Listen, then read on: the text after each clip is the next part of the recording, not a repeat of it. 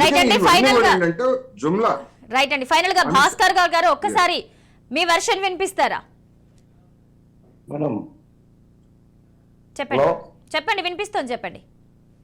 ఇప్పుడు కోటేశ్వరరావు గారు అన్నట్టు మేనిఫెస్టోలన్నీ వేస్తానంటే కరెక్ట్ కాదు.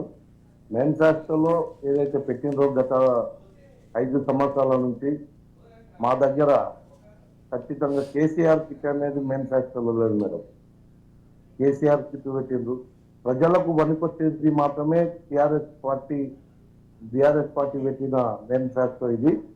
వేరే విధంగా ఎలాంటి ఆలోచన లేదు. ప్రజలు మేనిఫెస్టో చూసి వెంబడే ఓట్లు వేయడానికి రెడీగా ఉన్నారు.